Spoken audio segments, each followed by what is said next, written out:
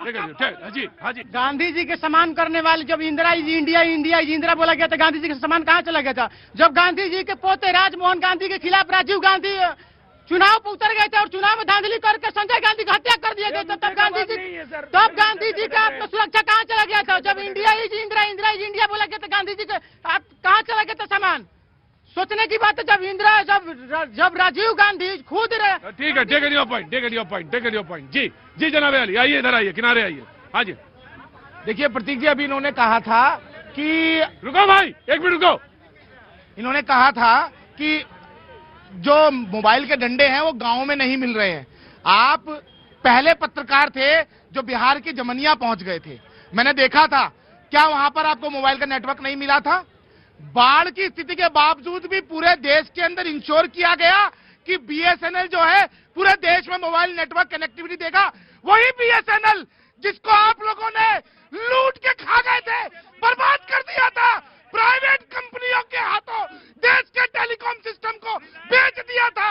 और एक बात बता दूं आपको, आज वही बीएसएनएल है जो हमारे मोदी जी ने दोबारा खड़ा कर दिया है। पूरे देश के अंदर बीएसएनएल का नेटवर्क स्ट्रॉन्ग कर दिया है। बीएसएनएल को 4G का नेटवर्क कब मिला?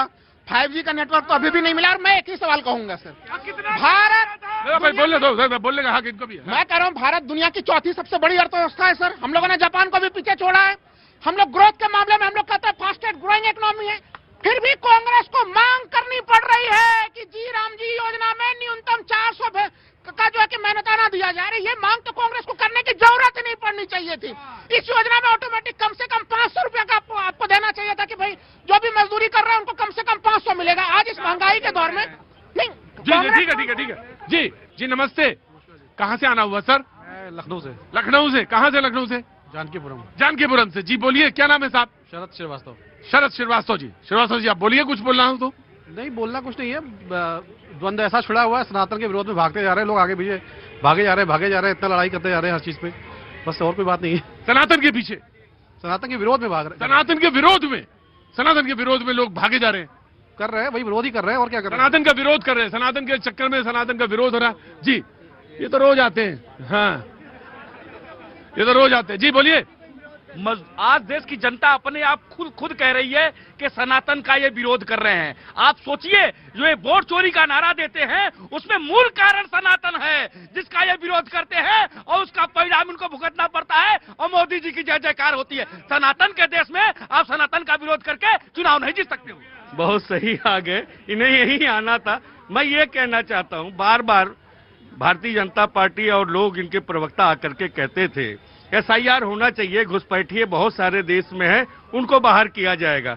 आप एक आंकड़ा देखिए, सबके आंकड़े आगे ड्राफ्ट आ गया है। अमृतसर, राजस्थान, ये जितने भी बॉर्डर से लगे हुए जितने भी है प्रदेश हैं, वहां पे कितने वोट कटे हैं? अमृतसर में कटा 10.5%, 8%, राजस्थान में है 10% के करीब वोट कटा है। उत्तर प्रदेश के अंदर 18% वोट कटा है। जो बॉर्डर से सटे हुए हैं, जहां से घुसपैठी आते हैं, जहां वहां पर वोट ही नहीं कटा। मान लिया तुमने कि आते हैं?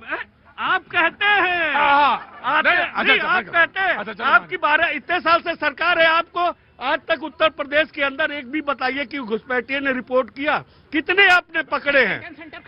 सारे सेंटर खाली पड़े हुए। आप केवल लोगों को बेवकूफ बना रहे हैं। अभी इन्होंने, हमारे भाई ने कहा कि इसके बहाने सनातन का, अरे सनातन और धर्म का मतलब जानते हो क्या होता है? प्रेम और विश्वास और दूसरों का सहयोग, जिससे आपसी सामाजिक समरसता बनती है, उसे धर्म कहते हैं, जिसको आप नहीं मानते हो। आपके अंदर तो विध्वंसक ज्वाला है, जो लोगों को काट दो, तोड़ दो, बांट दो, गोली चलवा दे, तब ये परस्पर की बात नहीं करते हैं।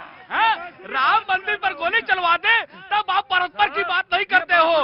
अरे बांसुरी बजाने के बाद हम दोबारा आए हैं सत्ता में। एक बात समझ, एक बात ध्यान रखो, उसी अयोध्या नगरी में चुनाव जीते हैं। अरे मैं कह रहा हूँ उसी मिल्कीपुर, उसी अयोध्या में भारतीय जनता पार्टी विधानसभा उपचुनाव जीती है। ये भी आपको विश्वास करना पड़ेगा।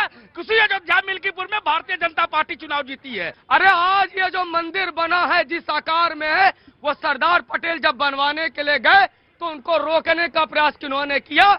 जवाहरलाल नेहरू जी ने।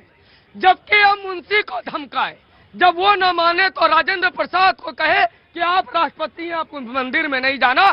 और आज जब देश के रक्षा मंत्री कहते हैं कि बाबरी मस्जिद तो सरकारी पैसे से नेहरू जी बनवा देते थे, लेकिन देश में चंदा करके कोई राम मंदिर बना ले तो पीड़ा हो जाती है। एक सेकंड आप सुन लीजिए, बस एक बार बता दीजिए, अखिलेश यादव राम मंदिर कब जा रहे हैं दर्शन के लिए अयोध्या में? आपके तो सांसद हैं, आपने कहा अयोध्या में हमें जिता दिया। अरे आपको समानता क्या क्या भावना बता रहे थे, आप बता दीजिए अखिलेश बाबू कब जा रहे हैं राम मंदिर? मैं बता दूं, आज यहाँ बताओ बाकी सर चौराहे पे ये जो है, ये जो फर्जी धर्म के ठेकेदार बार बार पूछते हैं, मैं आज सबको बता दूं, हम राम मंदिर, हमारे राष्ट्रीय अध्यक्ष जी ने कहा है केदारनाथ के तर्ज पर इटावा में केदारेश्वर भव्य मंदिर का निर्माण हम कर रहे हैं। जिस दिन वह मंदिर पूरा हुआ, हम पूरे देश के मंदिर का दर्शन करेंगे। आप बताते हो, बिहार चुनाव के बाद में इनके अंदर विचार आया है। बिहार चुनाव भाई मैं एक बात जानना चाहता हूँ तुमसे, ये सवाल तो फिर पूछा जाएगा ना कि एक सवाल तो तुमसे भाई, हाँ तुम अपने पैसे से बना, अपने पैसे से बना रहे हो, मालिक आप मालिक हो, लेकिन मैं एक सवाल तो पूछे कि आप इटावा में बना रहे, बहुत अच्छी बात है, लेकिन अयोध्या के राम से आपका विरोध क्यों है?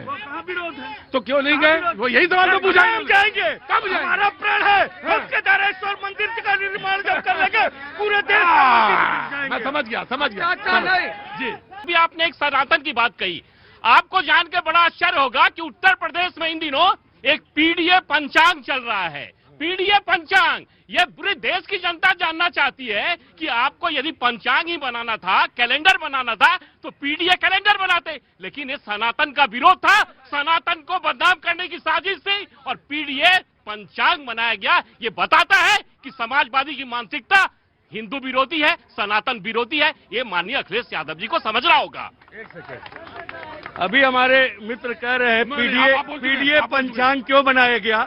मैं ये बताना चाहता हूँ, जैसे दलित और पिछड़े और चाहे अल्पसंख्यक हैं, जो भी समाज के धर्म गुरु हैं, उनको आपने दरकिनार किया है। हम पीडीए पंचांग के जरिए, चाहे वो किसी जात का हो, चाहे वो किसी समाज का हो, जैसे भगवान परशुराम के नाम को आपने छुट्टी होती थी उसको बंद कर दिया। हम सारे महापुरुष, सारे देवताओं को लेकर के हमने पीडीए पंचांग बनाया है।